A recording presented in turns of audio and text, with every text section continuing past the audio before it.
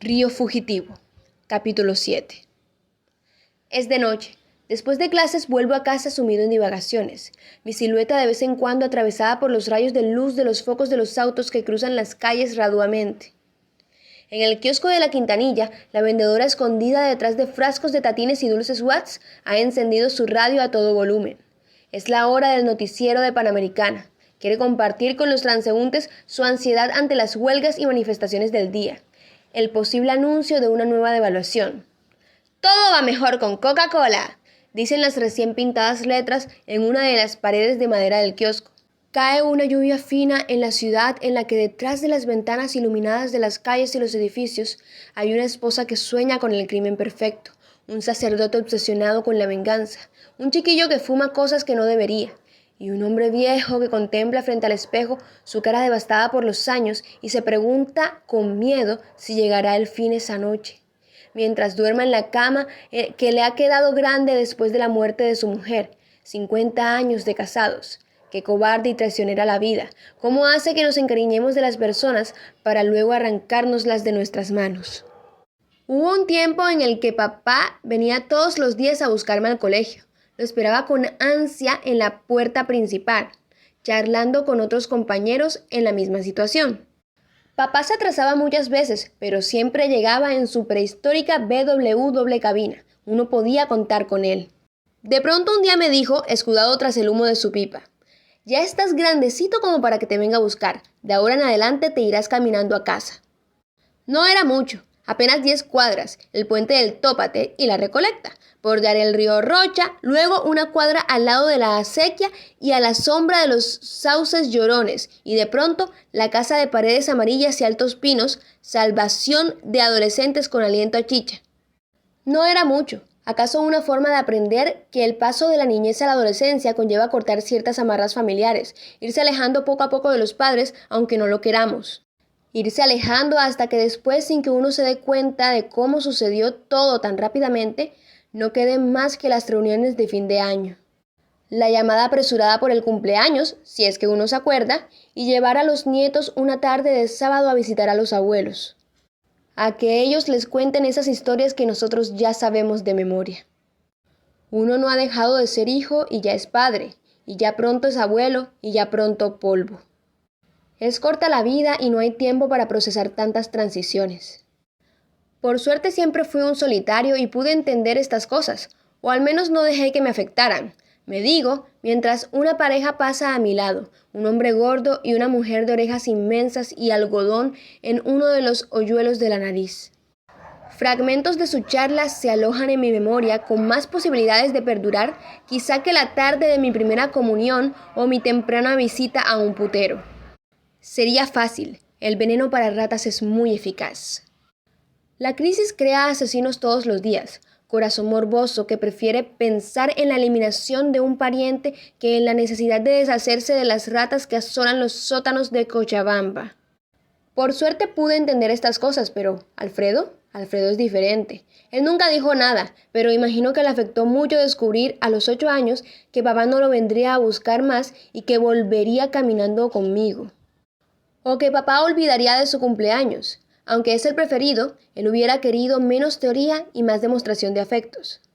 Algunas veces Alfredo se encerraba en su cuarto a llorar cuando papá y mamá discutían a gritos y se tiraban platos y vasos, cuando mamá amenazaba con suicidarse y papá aplaudía, y yo los miraba con mis ojos impasibles, con mi aparente frialdad y sin dejar de absorber nada. Fantasma depositario de tanta turbulencia emocional. Muchas veces vi a Alfredo ensimismado y supe que había algo que lo perturbaba, algún desasosiego que invadía sus noches, pero no me acerqué a tranquilizarlo y hablar con él más que de vez en cuando. ¿Acaso porque lo tenía cerca y me decía que lo haría dentro de un rato? ¿Acaso porque mi propio ensimismamiento me impedía preocuparme del de otros? ¿Acaso porque sabía que en un momento lo vería saltando por el jardín, riendo y jugando con Hércules? Hay en Alfredo algo que no he terminado de comprender, aunque dedique la mayor parte de mis horas a tratar de descubrir los verdaderos motivos de las personas, aquello que late en lo más íntimo del corazón y que casi nadie conoce, a veces ni siquiera el dueño de ese corazón. Tan diferente a mí, para empezar, tan necesitado de la gente como yo de la soledad. tan bullicioso y efervescente como yo silencioso y melancólico, tan presto a la acción como yo a la reflexión, tan diferente. Una vez que vino a almorzar a casa, Mauricio me dijo que le había impresionado cómo, aunque Alfredo y yo no nos parecíamos físicamente y éramos de temperamentos opuestos, teníamos tantos gestos similares que era imposible que no fuéramos hermanos. La forma en que nos pasábamos la mano por el pelo o apretábamos los dientes en señal de molestia o bamboleábamos los pies si nos visitaba la impaciencia o reíamos sin control cuando estábamos nerviosos.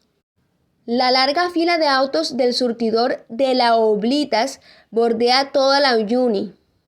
Tuerce a la derecha en el puente de Tópater y se detiene cerca de la estatua de Eduardo Avaroa, que se recorta imponente ante el cielo turbio y triste de la noche lluviosa.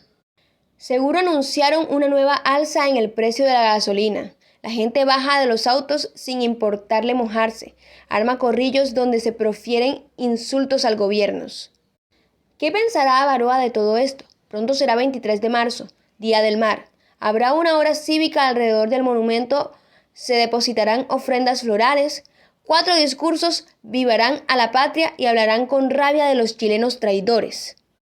Bostezaremos por convicción y aplaudiremos con la mirada puesta en las piernas de la guaripolera del Instituto Americano. Dicen que la de ese año es veniana y sobrina de Roberto Suárez. Mejor no meterse con la familia del rey de la coca. Mauricio me hizo pensar que quizás no termino de entender a mi hermano porque a pesar de ser tan diferentes, somos en realidad más parecidos de lo que creo. Me digo, divisando al fondo la silueta de la iglesia de la Recolecta, donde cada domingo 3 curas seniles se turnan para asustar a sus feligreses con tenebrosas maldiciones eternas ante el solo hecho de un pecado de pensamiento. Cierren los ojos si se les cruza una minifalda en la calle. Apaguen la televisión si las turgencias de un seno invaden la pantalla. Trato de entender a Alfredo a través de la diferencia, cuando debería hacerlo a través de la similitud y no subestimar, por ejemplo, esos breves momentos de confusión y ensimismamiento en medio de su exuberante energía. Mis papás, Silvia y yo, cometemos el error de desprotegerlo confiando mucho en su aire de suficiencia, en su permanente sonrisa, en el hecho de que parece estar en perfecta armonía con el mundo. Lo dejamos deambular por patios y calles y llamamos travesura a pastizales incendiados y robos en el almacén de la esquina y perros envenenados en el barrio. ¿No serán esas travesuras los síntomas de una profunda insatisfacción ante la escasa vida familiar que le ofrecemos?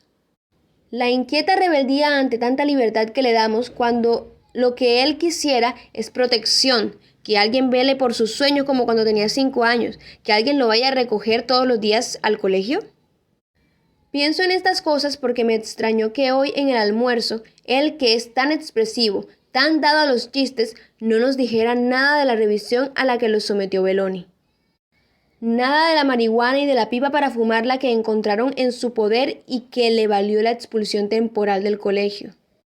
¿En qué andará metido? ¿Qué cosas raras ha encontrado en su desasogado deambular fuera de casa? Una tarde del pasado invierno, 9 meses antes, yo estaba con Camaleón en la pieza nueva, la sala de juegos que mis padres habían hecho construir 10 años atrás y que por lo tanto ya no era nueva, pero aún conservaba el nombre. Las cosas cambian rápidamente, pero los nombres no. Por eso hay calles que todavía se llaman Diomedes de Pereira o Hermógenes Cejas, aunque ya nadie en la ciudad sepa o recuerde qué hicieron estos señores para merecer la inmortalidad provinciana de que una calle lleve sus nombres. ¿Acaso algo glorioso en una de nuestras guerras? ¿Acaso un par de poemas que algún hombre influyente juzgó inolvidables? Apuesto a que ni siquiera sus familiares lo saben o recuerdan, pero no es culpa de ellos, sino del alud del tiempo que se la pasa enterrando y desenterrando cosas con rapidez y violencia, que es una máquina de crear anacronismos. Camaleón y yo esa tarde decidimos fumarnos un pitillo de puro aburridos. Yo había comenzado a fumar gracias a Conejo, o mejor dicho, a mi deseo de no quedar mal con él. Cuando se pasó a la cocaína yo me detuve. La probé una vez y me gustó tanto que tuve miedo de volverme adicto y decidí no probarla más. Pero seguí haciéndola a la María. Esa tarde a Camaleón y a mí se nos fue la mano y terminamos riéndonos a carcajadas, el cuerpo adormecido y en beática paz con el universo. Camaleón imitaba a un elefante sentado sobre la mesa, con los brazos juntos sobre la nariz a manera de trompa, cuando entraron Alfredo y Nelson y nos sorprendieron. Suelo ser responsable, pero ese día no lo fui, y apenas vi a Alfredo, mi primera nerviosa reacción fue ofrecerle el pitillo. Preguntó qué era, le dije que esperara y viera. Aspiró, no lo hizo bien. Camaleón le explicó cómo tenía que aspirar con fuerza hasta que el humo llegara a su garganta y le raspara. Mantener el humo ahí, no tragarlo, luego expulsarlo y dar otra pitada. Alfredo intentó hasta que le salió bien. Yo reía con una risa histérica y me sentía feliz compartiendo algo muy íntimo con Alfredo. Luego, cuando pasó el efecto de la droga, me sentí culpable. Era la primera vez que Alfredo fumaba marihuana. No había habido ninguna mala intención, pero incluso así pensé que no debía haberlo hecho. 9 meses después, me sentía aún más culpable al darme cuenta de que aquel comienzo inocente y juguetón podía haber tenido ramificaciones todavía insospechadas para mí. La Uyumi. Bordeando el río Rocha, que yo bauticé fugitivo, después de que Mr. Macbeth nos leyera un poema de Quevedo. Un río de agua turbia y basurales putrefactos, de gatos muertos y tampones, y triciclos oxidados, y zapatos sin sus pares, y latas de leche en polvo clean, y condones, y periódicos con los titulares que algún día fueron urgentes, y de vez en cuando los rastros de un aborto, donde los perros del vecindario husmean con los colmillos, prestos a defender los restos de comida de los mendigos que viven bajo el puente. En la esquina La Servidora, el almacén donde un coronel benemérito de la Guerra del Chaco, famoso en todo el barrio por sus ataques de epilepsia, libraba una cotidiana batalla contra lo que creía una conspiración general de los chicos del barrio para despojarlo de sus chicles y pastillas, y se atrincheraba, bastón en mano, detrás de mostradores en los que las arañas caminaban sobre las cajas de batones. Un día, el coronel había venido a mi casa a acusar a Alfredo del robo de una caja de bazucas. Mi hermano confesó el robo en menos de 10 segundos. Era una travesura y nada más, y yo logré arrancarle el juramento de respetar a nuestros excombatientes. A los almaceneros jamás los respetaría. Y convencí al anciano de que no hablara todavía con mis padres. Los niños merecían una segunda oportunidad sobre la tierra. Y una tercera, y una cuarta. La Melchor Urquidis se sume en la oscuridad, mientras los focos del alumbrado público, inermes ante tanta noche, derraman un poco de luz sobre los charcos que bordean la calle. Estoy empapado y con frío. Uno se esconde de las tormentas y se enfrenta a las lluvias finas como si éstas no mojaran. Y al final ocurre que el trabajo de zapa de los leves hilillos de agua terminan por ahogarnos. Burbujas sobre la lengua y el velo del paladar. Por eso Mario Martínez no suele desprenderse de una parca verde con caperuza. Mamá mirará mis zapatos mojados y chillará. Eres un desconsiderado. ¿No ves que estamos en época de vacas flacas? En la esquina, al otro lado de la acequia, frente a La Servidora, está la casa de Ramiro y Nelson, todas las ventanas iluminadas. Ramiro, un exalumno del Don Bosco que ha vuelto a vivir allí al regresar de estudiar ingeniería industrial en los States, a donde se lo envió para acallar los rumores. Ramiro, al que nunca se le ha visto con chicas, que a los chicos del barrio les vende peces de lagunas pantanosas como si fueran los más cotizados ejemplares del acuario. Tanto desecho químico en el agua produce mutaciones, especies extravagantes, guppies con 2 colas y 3 ojos. Y que a veces, cuando la deuda es considerable, le dice entre tartamudeos, un pequeño favor en mi cuarto servirá para estar a mano. Una vez caí, pero no quiero hablar de eso. Por ello, obligó a Alfredo a pagarle al contado a Ramiro. Nelson, el hermano menor de Ramiro, está en el curso de Alfredo y es su mejor amigo, el cómplice de sus travesuras. Pegar timbres con cinta aislante, envenenar a algún gato por el solo gusto de hacerlo. El angora de los Kovacevic y el siamés de los lagos habían muerto en las últimas semanas. Yo sospechaba de ellos. Nelson, decía mamá, no era una buena compañía para Alfredo. Cuando ambos se juntaban eran terribles. Recordé, entre otras cosas, el incendio de los pastizales del lote baldío el año pasado, que había causado la desfiguración del rostro del mendigo que ahora vive bajo el puente. Papá había pagado la operación y le había dado unos pesos para acallar el caso, como lo había hecho alguna vez también el papá de Tomás cuando éste atropelló y mató a una chola, $3,000 para que se repartiesen los familiares. El incendio se propagó a una casa vecina y los bomberos de la municipalidad, famosos por su ineficiencia, lograron esa vez controlarlo a tiempo. Mi madre tenía razón. Las travesuras de Alfredo y Nelson iban más allá de lo esperado y permitido a su edad. Para colmo, estos días andaban con un aire de conspiradores en un plan siniestro entre cuchicheos secretos que no auguraban nada bueno. ¿Pero qué se podía hacer? Cruzar los dedos y esperar que la edad del burro terminara pronto. De nada servía intentar forzar el final de algo que debía suceder por causas naturales. Apuro el paso, ladran los perros de las casas de la cuadra. Los lagos, los más afectados por la crisis. El jardín descuidado, una ventana rota en el segundo piso. La enredadera sobre la verja necesitada de cordeles que le den sostén y dirección. La constructora del padre ha quebrado y todos los días se puede ver en la puerta a una gran cantidad de albañiles y obreros reclamando sus sueldos atrasados. Al lado la casa de los Mendoza. La mamá, que es adventista, trabaja en la alcaldía y debe hacer malabares con lo que gana para mantener a sus 4 hijos. El esposo desapareció, lo desaparecieron, en la dictadura de Banzer. Luego, los lacónicos Kovacevic, que parecen no existir y se los ve muy raras veces. ¿Asesinos a sueldo? ¿Narcotraficantes? Solo una actividad ilícita puede permitir en este momento que mientras las casas de los demás se desmoronan, la de ellos esté recién pintada, amarillo chillón, hayan cambiado la puerta de la calamina por una maciza puerta de roble con diseños coloniales y la precaria peta de otros días haya sido sustituida por 2 flamantes bulbos. Eulalia estaba llorando en la cocina.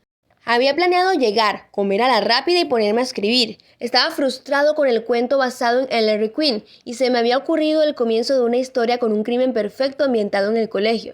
Pero, ¿cómo puede uno escribir si el mundo se entromete tanto en nuestras vidas? Eulalia lloraba porque, una vez más, mi mamá la había reñido. Yo sabía cómo funcionaba ese ciclo perverso. Papá llegaba furioso del trabajo y se desquitaba con mamá, que a la vez buscaba un pretexto cualquiera para desquitarse con Eulalia. Pero Eulalia no tenía con quién desquitarse, y entonces se ponía a llorar encerrada en la cocina o en su cuarto. Trato de calmarla, tiene los ojos rojos y las pupilas dilatadas. No, joven, esto no puede ser. Me voy mañana mismo, no soporto esta situación.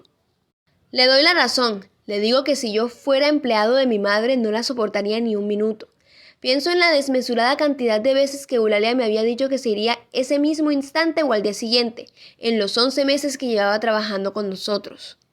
Mi casa es para las sirvientas apenas un punto que deben atravesar en su accidentado peregrinar. Un punto tortuoso en el que deberían encontrarse con una furia en forma de señora, una capacidad de pasmo para la cólera, para la invectiva hiriente y despiadada. Debes tener a Serrín en la cabeza. En tu lugar yo me ataría una piedra en el cuello y me arrojaría al río. Y Milla piojosa y pulguienta, hueles peor que una lechuga podrida. He visto pasar a agraciadas y no tan agraciadas cholitas del Valle Alto y del Altiplano. Carmen, gorda y apasionada por Calimán. Eugenia, que a cada ataque furioso de mamá se hincaba en el suelo e imploraba por su alma a la Virgen de Urcupiña. Elisa, que no tenía dientes y le robaba joyas a Silvia y le hurgaba la billetera a papá. Eli, una alta y linda veniana que se acostó con todos los chicos mayores del barrio, menos con Ramiro. Todas se han ido por distintas razones, o porque no estaban de pie barriendo el patio a las 6 de la mañana, o no eran buenas cocineras, o no sabían servir la mesa, o no se bañaban con frecuencia, o le contestaban a mamá, o rompían la vajilla, o no regaban las plantas, o tenían hijos que lloraban en la madrugada, o eran acusadas de la misteriosa desaparición de unos aretes. Las he visto irse llorando, su cartera sin plata y la foto del soldadito de turno, su desastrada maleta o un bulto con ínfimas y desteñidas pertenencias cargando su casa como los caracoles, en busca de una señora más comprensiva con sus imperfecciones, de alguien que las deje ganar en paz sus $50 mensuales. Ahora con suerte 10. Y no incluya en el contrato el insulto o la humillación. Algunas han venido a preguntarme, ¿por qué es así?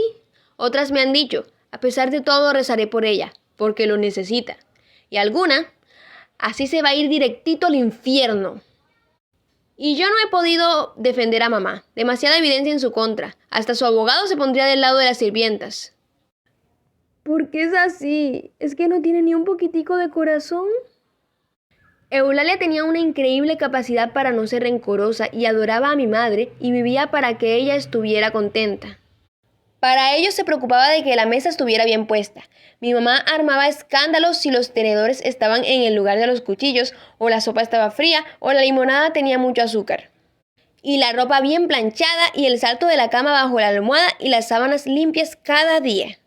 Y sobre todo, escuchaba sus quejas contra el caballero y apaciguaba sus lágrimas en las tardes en que no estábamos ni yo ni mis hermanos. La adolescencia es despreocupada. Las empleadas deben ocupar el lugar de los hijos para consolar a las madres en apuros. No, Eulalia no dejaría a mi madre. Jamás volvería por su cuenta a su pueblito perdido en las montañas, donde había dejado a su padre que se moría sin prisa pero sin pausa, con los pulmones devorados por la silicosis, y a una madre abusiva por la que de todos modos rezaba todas las noches antes de dormirse con la televisión en blanco y negro encendida.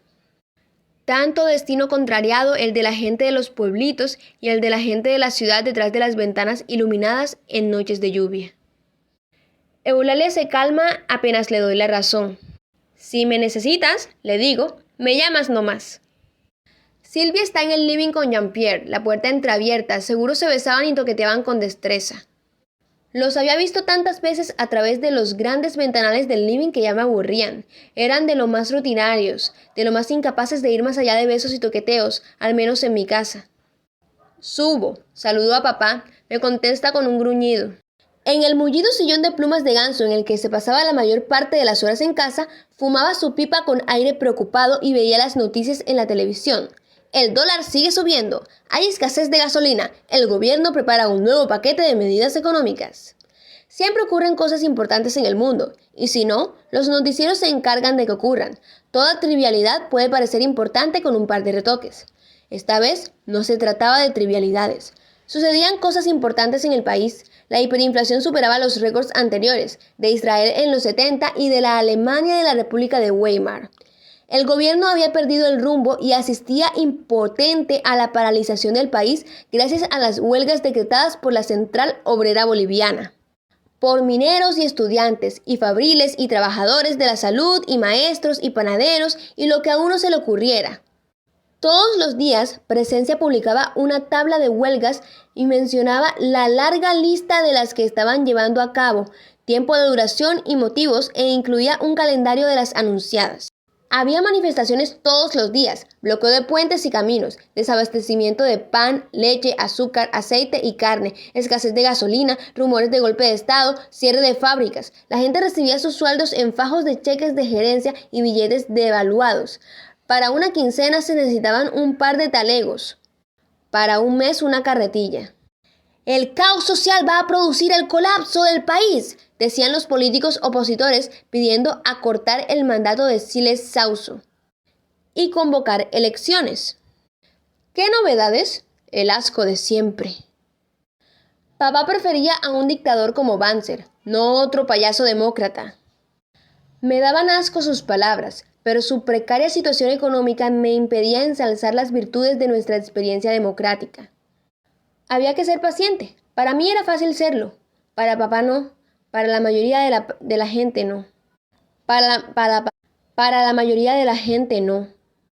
Mamá ve Te di la vida entera y más, en su cuarto, echada en la cama bajo una imagen de la Virgen de la Urcupiña. Una crema plata en las mejillas en la denodada lucha por exorcizar los primeros indicios de arrugas. La banalidad que sabe que será inevitablemente vencida por el tiempo, pero que está dispuesta a vender cara a su derrota. ¿Cuántas televisiones encendidas en cada casa? Cada uno conectado a diferentes formas de la nada. El mejor signo de que las cosas andan bien entre mis padres no es cuando están charlando animadamente, sino cuando están viendo el mismo programa en silencio, como si ver las mismas imágenes los uniera de una forma más profunda que una conversación. Le doy un beso, me embadurno de crema. ¿Qué tal el día? Por suerte hay trabajo en la oficina. Mis jefes están chochos con la compañía de promoción de lugares turísticos. No lo hago mal convenciendo a la gente de que se desprenda de sus billetes comprando un pasaje a cualquier lugar antes de que se devalúen. Los eslóganes de mamá habían pegado. Al mal tiempo, buen tiempo, visite Hawái. Cuando se encuentre en crisis, haga lo que los romanos, piérdanse en Roma. Curiosa paradoja, ella, cuyo único conocimiento del mundo venía de los atlas geográficos que 7 días ofrecía cada semana en fascículos coleccionables, era la mejor vendedora de tantas ciudades invisibles en las que la gente parecía siempre pasársela mejor que en nuestro valle encadenado por montañas. El granero de Bolivia, la ciudad de la eterna primavera. Tanto bien intencionado cliché para compensar nuestra pobreza y aburrimiento y las pocas oportunidades que este territorio le ofrecía a su gente para desarrollar su potencial. Alfredo, en su cuarto, castigado. Me acerco a ella, veo sus ojos llorosos. ¿Qué pasa, mami? Uno de estos días Alfredo me va a matar del colerón. ¿Te enteraste de lo que pasó hoy? Asiento. Si a su edad ya están estas cosas, ¿qué va a ser de él en 5 años? Se le da todo lo que quiere, se lo ha educado bien y así nos responde. ¿Por qué no te sacó nada a ti o a Silvia? Ustedes nunca dieron problemas, siempre trajeron buenas notas y jamás me hicieron llamar al colegio por cuestiones de conducta. Después, como pensándolo mejor, dice: No puede ser que él tenga la culpa, es su amigote Nelson el que lo inficciona. No sé qué vamos a hacer. Tu papá como si nada, dice que son cosas de niños y que no exagere. Si sigue así la cosa lo voy a mandar a un internado. Tantas veces había sido pronunciada esa amenaza que había perdido eficacia. Había que hacerle caso a la moraleja del pastor y el lobo. Mañana tenemos cita con Beloni, estoy preocupada. Si fuera el padre Tejada no pasaría mayores, pero este nuevo cura parece de armas llevar. De por ahí valga la pena un buen castigo, a ver si así el feto aprende. Pero no reniegues tanto, te hace mal. Es que todo el mundo me da razones para renegar. No vale la pena llorar sobre la leche derramada. Ya sé, últimamente estoy muy nerviosa, no sé qué me pasa, hasta insomnio tengo. Necesito Valium para dormir. Silvia me había contado que mamá le había pedido a papá que le hiciera recetar por un amigo doctor pastillas para los nervios y para dormir. Papá no quiso hacerlo. Le dijo que estaba loca, desconfiaba de las pastillas de todo tipo. Son soluciones temporales, decía, atacan los efectos y no las causas. Además son peligrosas. ¿Qué tal que se te vaya la mano? Al final mamá consiguió Valium por su cuenta. Papá no dijo nada. La dejo y voy en busca de Alfredo.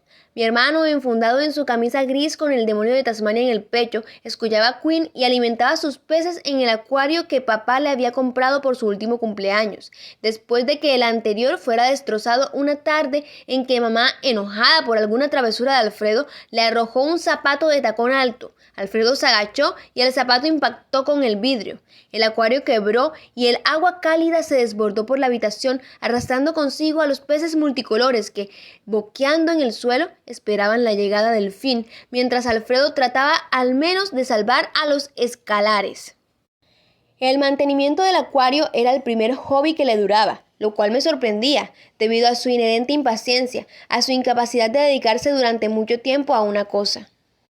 Allí estaban tirados en su cuarto los álbumes estampillas que mi abuelo le enseñó a coleccionar, los tucas y ceros que comenzó a armar después de verme horas sentado frente a un mecano o un rompecabezas. Las calcomanías de jugadores de fútbol del Mundial de España, una bolsa de monedas de todo el mundo, cinturones de sus días en el karate, banderines de sus tardes en una escuela de fútbol, como diciéndome que mi entusiasmo por lo que permanece y dura es equivocado y que el entusiasmo para ser verdadero debe ser intenso y fugitivo. Alfredo alimentaba los nuevos peces que había conseguido. Muchos habían sido pescados por él mismo en un riachuelo cerca de casa, otros comprados a Ramiro, que le vendía parientes de renacuajos por peces espada. Las estrellas eran 2 escalares que se ignoraban entre sí, Lesbi y Prosti. Era un acuario luminoso y de agua transparente, la decoración de un barco pirata semidestrozado en sus profundidades, las algas creciendo en derredor y un tiburón de plástico atacando uno de los costados, guijarros de colores en el fondo. Alfredo me sonríe y yo le pongo mi dedo índice derecho en uno de sus hoyuelos, como solía hacerlo a pesar de saber que ese gesto le molestaba. Una de mis guppies está a punto de tener crías, me dice muy animado señalándome a la sospechosa. Ajá, digo fingiendo interés. No pasa esta noche. Another one bites the dust. Cantaba Freddie Mercury mientras sus compañeros lo acompañaban con arreglos operáticos, sintetizadores y guitarras para envolver esa estentórea voz venida de Tanzania. Pósters de AC/DC y Def Leppard en las paredes, una colección de langostas en frascos de formol sobre un aparador, Asterix amontonados en el suelo, el Club y el Ritz en un rincón. ¿Qué pasó esta mañana? Y no me mientas. Me mira un segundo, luego vuelve a sus peces. El cojudo de Meloni hizo policía en bancos y maletas y me pescó con una pipa que no es mía. ¿En serio? ¿De quién es? No puedo, es amigo mío y si digo algo se enoja conmigo. Se muestra inocente y apesadumbrado. Pero tampoco puedes pagar tú los platos rotos. No, conmigo no es mucho lío, con él sí. Un amigo es un amigo y punto. Nelson, silencio. ¿Pasa algo? Cuéntame, te voy a ayudar con los papis. Si no has hecho nada bien, pero si sí, dímelo. No se juega con la droga, menos a tu edad. Se queda callado. Sí, dice al fin, dirigiéndose a su velador. Hay algo que necesito de ti. Respiro aliviado. Confiaría en mí. Se me apetece una nostálgica visión de la infancia, cuando Alfredo confiaba en mí. Me veo en una de esas tarjetas que la UNICEF vende los días de Navidad abrazando a Alfredo, ambos con una amplia sonrisa. Cuando vuelve tiene un video en las manos. Leo el título, Around the World in 8 Facts. No te hagas el chistoso. ¿Es buena o no? Pregunta muy serio, por lo visto no quiere hablar más del incidente. Repetitiva, respondo, lo cual es lo peor que se puede decir de una porno. Me pierdo en una digresión. Le tocaba descubrir aquello que yo había descubierto más o menos a su edad, los videos y las revistas pornográficas. Somos curiosos por naturaleza, y más aún con material de contenido explícitamente sexual en la época del despertar del deseo. Queremos sobre todo ver lo que solo podemos imaginar, hermosos e innumerables cuerpos de mujeres. Están los hombres también, en sus roles secundarios, aunque codiciamos sus miembros tan gigantes.